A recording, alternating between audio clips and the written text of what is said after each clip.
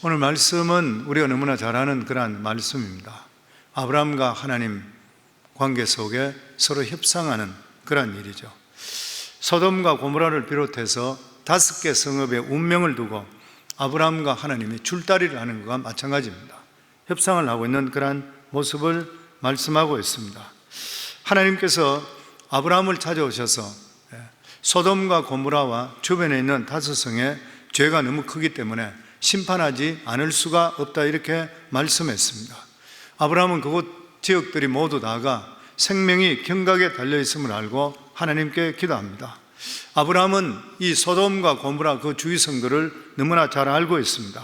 왜냐하면 소돔과 고모라 그리고 그 주위에 있는 성들은 지금 현재 아브라함이 살고 있는 헤브론 성과 너무나 가까운 지역에 있기 때문인 것이요, 뿐만 아니라 그는 이 그돌라오멜 전쟁에서 소돔 사람들이 포로로 잡혀갔을 때 그들을 건져주기까지 했던 너무나도 가깝게 잘 아는 그러한 사람들이었습니다. 그런데 아브라함이 알게 된 것이 무엇입니까? 바로 소돔과 고모라 성의 모든 사람이 한꺼번에 멸망당한다는 것입니다. 이것을 보고 보편적 심판이라 그렇게 말을 합니다. 아무리 모든 사람이 죄가 있다 하더라도 어떤 사람은 죄를 더 많이 졌을 거고 어떤 사람은 죄를 적게 졌기 마련인 것이요, 그런데 하나님께서는 보편적인 심판을 할 때에 죄의 경중을 따지지 않고 한꺼번에 멸망시키는 것, 이게 보편적인 심판이라 그렇게 말씀합니다. 그리고 성경은 우리에게 계속적으로 경고하는 말씀이 뭐냐면은 마지막 날이 이룰 때는 보편적인 심판이 우리에게 임할 것이라 그렇게 말씀하고 있습니다.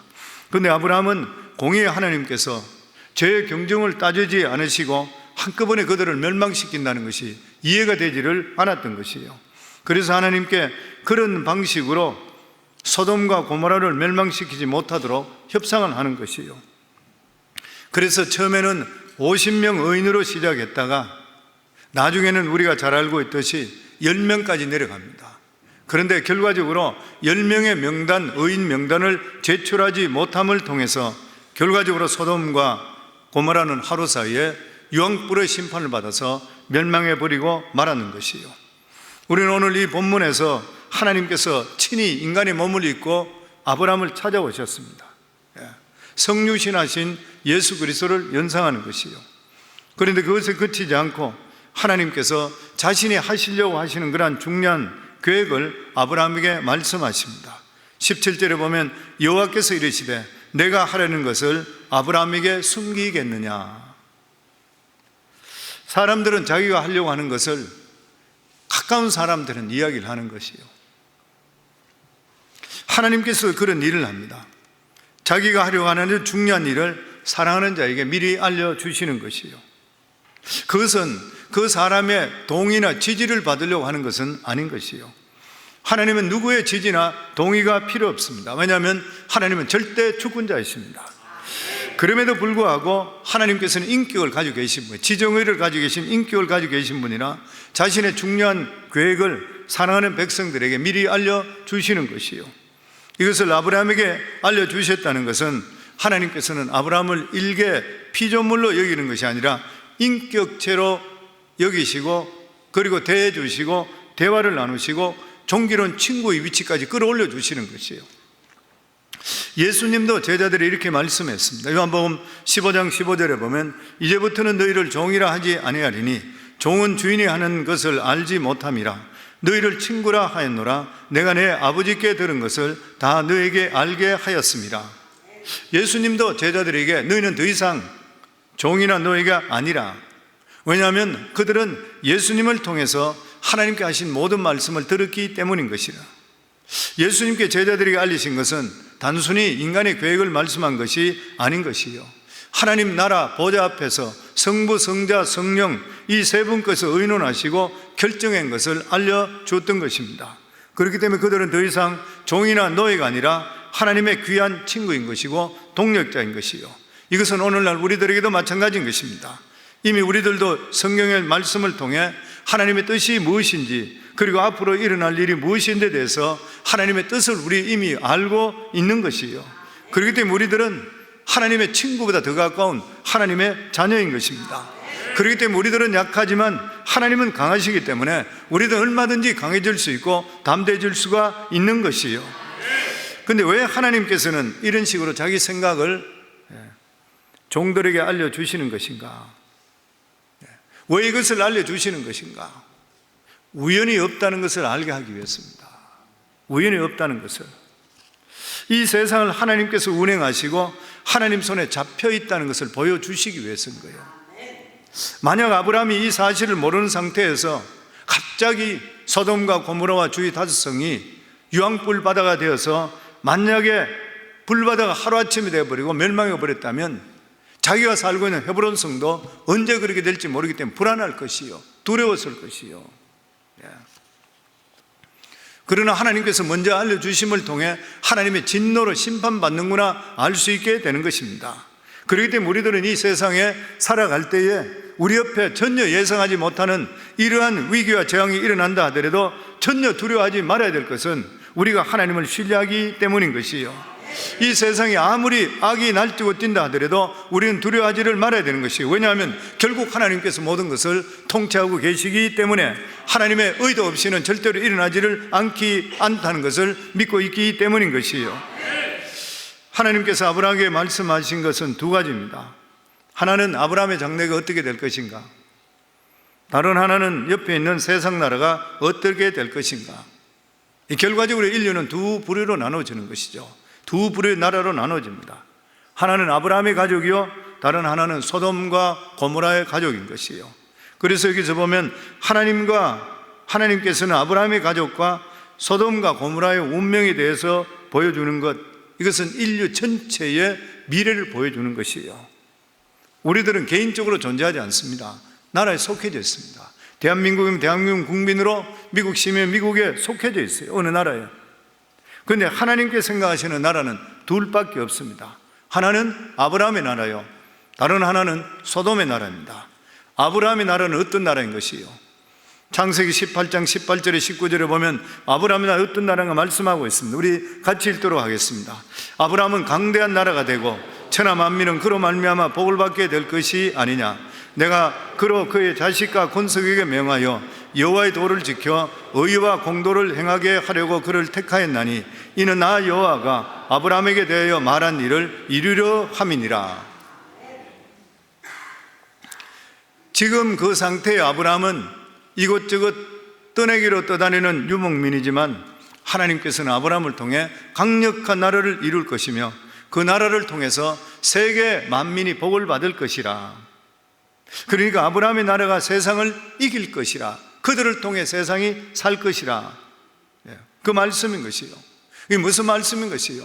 인류의 역사는 아브라함의 나라와 소돔의 나라의 전쟁입니다. 진리와 비진리의 싸움인 것이요. 이 세상이 그렇잖아요. 진리와 비진리가 싸우고 있는 것이요. 근데 누가 결국 이기요? 하나님 나라가 진리가 이기게 되어 있는 것입니다. 왜냐하면 하나님께 계시기 때문에 그렇어요. 아멘. 그리고 중요한 말씀이 뭐냐면 19절에 보면 내가 그로 그 자식과 권속에게 명하여 여호와의 도를 지켜 의와 공도를 행하게 하려고 그를 택하였나니.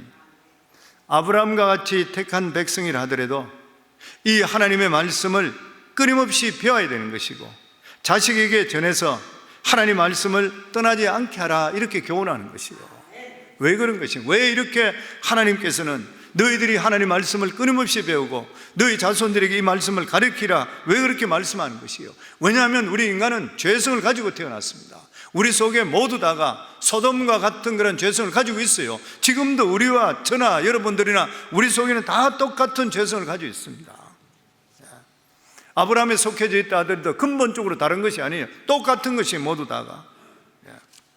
그런데 그들이 아브라함의 사람들, 믿음의 사람들이 세상 사람과 다룰 수 있는 이유가 뭐냐면 계속적으로 말씀의 가르침을 받는 거예요.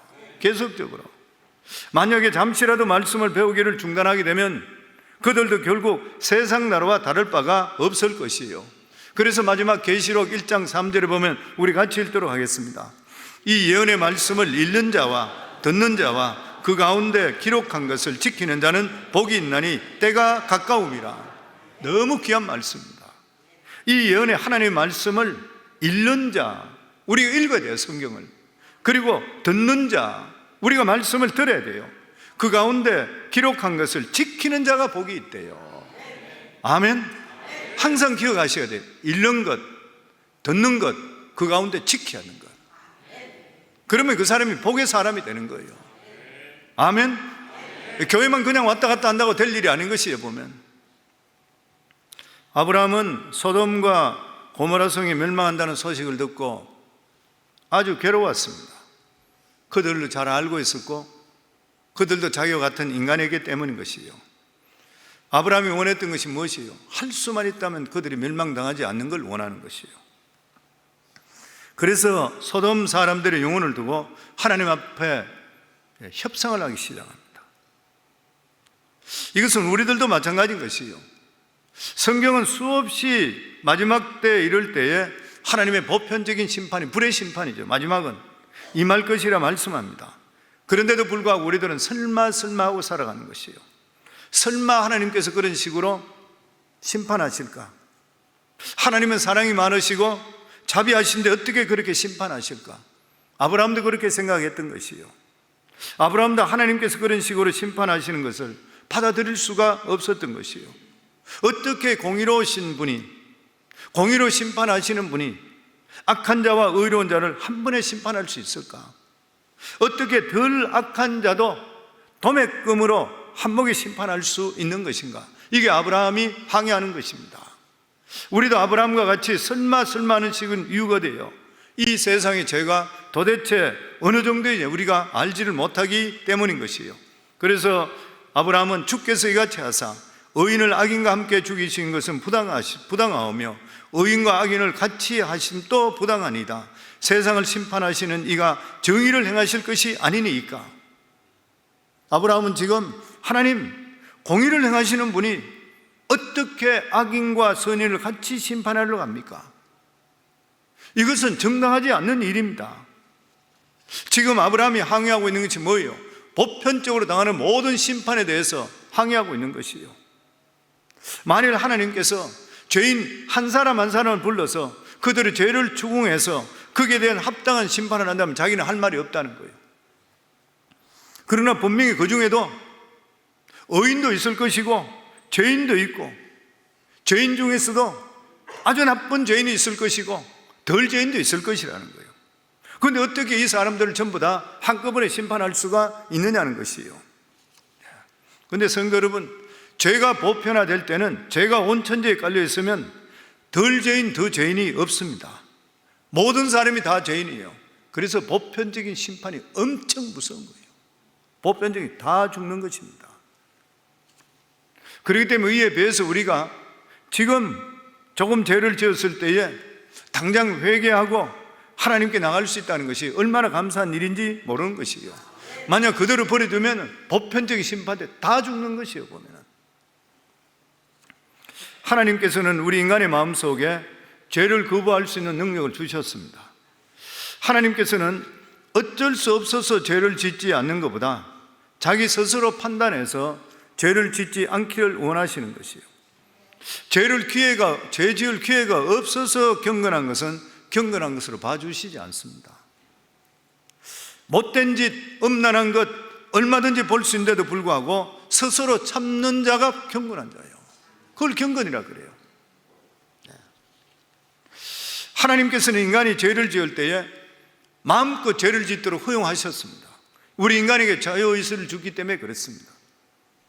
그래서 사람이 자기가 건전한 판단과 능력을 사용할 것인지 아니면 사용하지 않을 것인지 스스로 결정하고 스스로 행동해야 책임져야 됩니다. 우리 자신들이.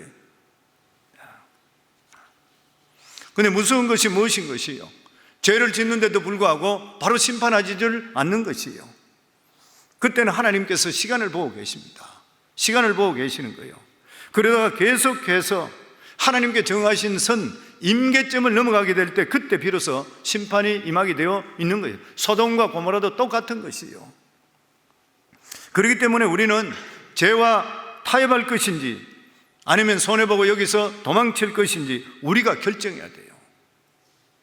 죄가 죄인 줄 알면서 미련하게 머물러 있다가는 하나님께 거기 있는 모든 사람과 함께 죄를 물을 때에 도매금으로 넘어가요. 우리가 믿음적이지 않는 사람 옆에는 도망가셔야 돼요. 내가 믿음적이 아니라 할 때는 빠져나올 수가 있어야 돼요. 이게 잘못된 일이라 생각되는 거기서 발을 빨리 빼야 되는 것이요. 머물러 있다 보는 것 같으면 가치당해요. 성경에 자문에 보면 미련한 자와 같이 동행하면 같은 미련한 일을 당한다 그랬어요. 우리 삶이 똑같은 것입니다. 그래서 우리가 선을 행하는데 소극적이지 않아야 되는 이유가 바로 여기 있는 것입니다. 죄가 만연되어 가고 또 이 죄가 다른 사람들이 당연하게 받아들이고 있을 때에 우리 믿음의 사람들은 내 자신이 반드시 거부할 수 있는 반응을 보여줘야 돼요.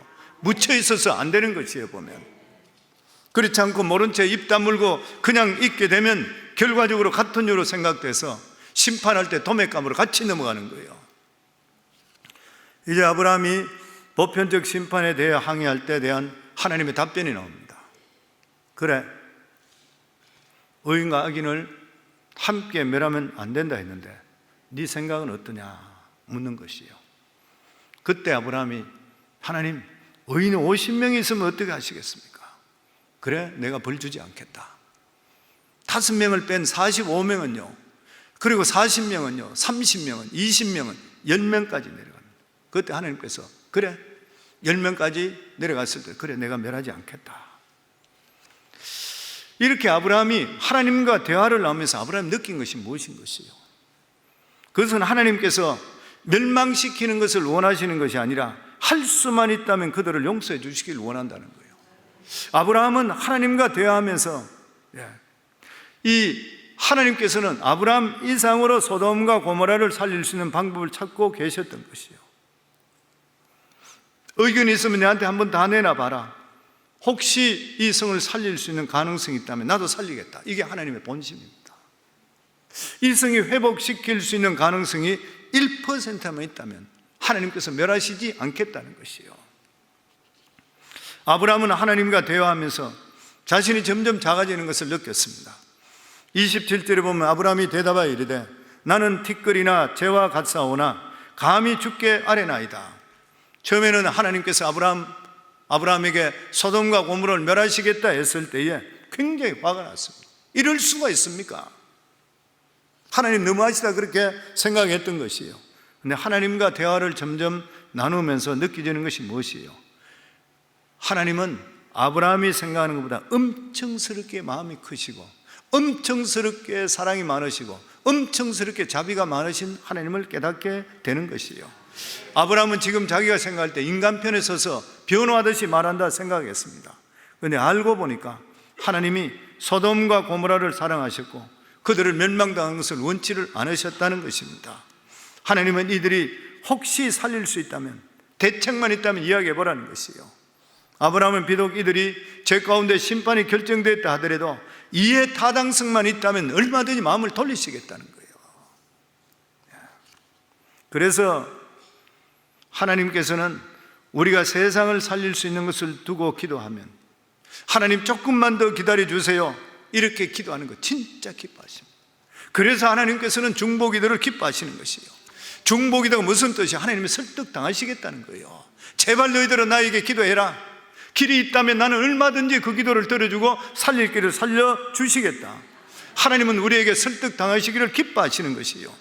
이스라엘 백성들을 죄로 멸하려고 했을 때에 모세가 설득을 했습니다. 하나님 그 설득을 들으시는 거예요. 하나님이 설득을 들은 게 뭐예요? 설득을 일부러 당해 주시는 것이에요. 그래서 하나님께 기뻐하는 것이 중보기도잖아요. 중보기도. 우리 교회에서도 중보기도 하는 분들이 많은데 더 많아지셔야 돼요. 특별히 이번에 권사받고 이랬던 분들 있잖아요. 17분들. 교회 와가 새벽기도 하시고 이렇게 하지 않는 분들은 기도자로 나오셔야 되잖아요. 더더욱이나 늘 우리 교회 말씀드리듯이 남편이 직장에 나가시는 분들, 부인들이 집에 있는 분들은 기도로 일하셔야 돼요. 예배당에 나와서 기도하셔야 돼요. 남편은 직장에 나가 있고 부인들은 새벽에 나오고 저녁에 나오고 그렇게 나와서 교회에서 남편 대신에 기도로서 일하셔야 돼요. 이렇게 하게 될 때 하나님 그 가정을 축복해 주시고 하나님께 믿음의 가문을 일으키는 것이고 하나님께 필요한 것들을 채워주시고 남편의 사업과 직장을 보호해 주시게 되어 있는 거예요. 절대로 그냥 되는 일이 없는 것입니다. 같이 조화를 이룰 수가 있어야 되는 것이에요. 우리 특별히 당교 특별히 안 하는 분들은 중보기도 하셔야 돼요. 중보기도 하시게 되면 내 마음의 묵상까지도 기뻐하셔서 들어주시는 놀라운 은혜를 체험하게 되어 있는 것이에요. 좀 험한 말은 안 해야 되는데, 내가 이번에 권사받고 이런 분들이 기도의 자리에 이리저리 안 나타나는 분은 권사증 반납해라고 이야기하려고 하다가 그래도 지금 좀 참아보는 거예요, 지금. 늘 말씀드린 대로 직분자가 직분을 받는 하나님 복을 주시기에 직분을 주셨습니다. 명예로 생각하고 직분을 소홀하게 생각하는 분들은 그게 합당한 징계를 받게 돼 있어요, 보면. 하나님께서는 설득당하기 원하신다. 마음을 바꾸시길 원하시는 거예요. 성경에 보면은 중요한 말씀이 있는 게 뭐냐면, 하나님의 뜻이라는 것이 헬라어 성경에 보면 두 가지 뜻으로 구분되어 있습니다. 첫 번째 뜻은 뭐냐면, 하나님이 사람으로 절대 변경할 수 없는 하나님의 절대적인 뜻이 뭐냐면 헬라어 말로 불레라 그래요. 하나님의 뜻이 불레. 이거는 뭐냐면 하나님의 주권적인 뜻입니다. 또 다른 하나가 있는 게 뭐냐면은 델레마라 그래요. 이것은 변경시킬 수 있다는 것이에요. 허용적이고 도덕적이란 그런 뜻입니다. 하나님의 뜻이라 하더라도 델레마는 사람이 받아들일 수 있고 받아들이지 않을 수도 있어요. 불레는 절대로 사람이 변경할 수 없다는 그런 뜻입니다. 다니엘 4장에 보면 이 바벨론 왕 느부갓네살 2세가 7년 동안 정신 이상자가 되어 소와 같이 떨어나가서 바깥에 나가 풀을 뜯어먹다가 하나님의 주권적인 뜻을 깨닫게 되고 총명이 돌아와서 왕위로 복귀하는 그런 내용이 들어있습니다. 여기서 하나님은 하나님 뜻대로 권력자를 세우기도 하시고 내리기도 하시고 나라를 흥하게도 하시고 망하게도 하시는 것, 역사를 주관하시는 것, 불레입니다. 절대로 사람이 닿지 못합니다. 불레인 것이요, 이거 하나님의 뜻인 것이요. 예수 그리스도가 십자가에 못 박혀 죽어 부활하시는 것, 인간이 할 수 없는 것이 없습니다. 불레입니다. 아무리 외치더라도 바꿀 수 없는 거예요. 하나님의 절대적인 계획이고 하나님의 뜻인 것이요. 나사렛 예수가 십자가에 못 박아 죽어서 인류의 구원을 이루는 것, 불레입니다. 하나님의 뜻이고 이거는 절대로 변경, 절대적인 말씀입니다. 예수가 십자가에 죽으신 것은 불레, 움직일 수 있는 하나님의 뜻이에요. 그런데 십자가 예수를 믿어서 구원받는 것은 델레마예요. 델레마입니다. 아버지의 뜻을 받아들일 수도 있고 거역할 수도 있기 때문에 사람이 선택 가능한 것, 델레마라고 해요. 하나님의 뜻인데도 불구하고 사람이 믿고 구원받든지 믿지 않고 심판 아래 멸망하든지 누구의 선택이 달렸냐? 사람의 선택이 달렸다는 거예요. 사람들은 장로교 칼빈의 예정론을 잘못 이해하는 경우가 많습니다. 장로교 예정론에 이중 예정론까지 들어가게 되면 사람이 할 수 있는 게 아무것도 없다 이렇게 생각해요. 모든 것이 예정되어 있다. 구원받는 사람도 이래라 저래라 할 수가 없고 발버둥 쳐도 안 된다. 하나님이 예정한 사람만 된다. 그렇게 이야기해요. 이것은 숙명론입니다. 자포자기하게 만드는 것이요. 이것은 불레와 델레마를 혼돈해서 그런 것이요. 칼빈의 예정론이 무엇인 것입니까? 예수께서 십자가에 죽으심을 예수님을 믿는 사람은 구원을 받고 안 믿는 사람은 심판받는다. 이것이 예정되어야 되는 것이요. 그 다음에 누가 믿고 안 믿는 것은 불레가 아니라 델레마입니다. 디모데후서 2장 4절에 보면 하나님은 모든 사람이 구원을 받으며 진리를 아는 데 이르기를 원하시느니라. 하나님께서는 모든 사람이 구원받길 다 원한대요. 그러면 예정되어 이 사람은 받고 저 사람은 받는다 그러면 이런 말을 하실 필요가 없는 거예요. 하나님이 원하시는 것은 모든 사람이 구원에 이르기 원하는 것이요. 그러나 사람이 받아들이는 사람에게 달려 있습니다. 이게 델레마. 어떤 신학자는 이것을 어항에 있는 물고기로 비유했습니다. 어항 속에 있는 물고기는 불레예요. 물고기는 절대 변동할 수 없는 상황에 어항 속에 갇혀 있어요. 그런데 어항 속에서 물고기가 왼쪽으로 가고 오른쪽으로 가고 이렇게 먹이를 먹을 것인가 안 먹을 것인가 결정하는 것은 자신의 선택이고 딜레마예요. 그래서 우리들은 이 세상에 살아갈 때에 무슨 일을 당하든지 절대적으로 포기하지 말아야 될 이유가 있습니다. 왜냐하면 하나님께서는 이미 모든 것들이 정해졌다 하더라도 언제든지 우리의 기도와 우리의 소원을 듣고 마음을 변화시키는 딜레마의 하나님이시요. 그래서 예레미야 33장 3절을 우리 같이 읽도록 하겠습니다. 너는 내게 부르짖으라 내가 내게 응답하겠고 내가 알지 못하는 크고 비밀한 일을 내게 보이리라. 절대로 포기하시면 안 돼요. 무슨 일이 있다 하더라도 하나님께 매달리시면 이미 그것이 결정됐다 하더라도 하나님께서 마음을 바꾸셔서 우리의 기도를 들으시고 하나님께서 환경을 변화시키는 놀라운 역사의 하나님이신 것이요. 아멘. 아브라함이 소돔과 고모라를 위해서 기도함을 통해 롯의 가족을 건졌지 않습니까?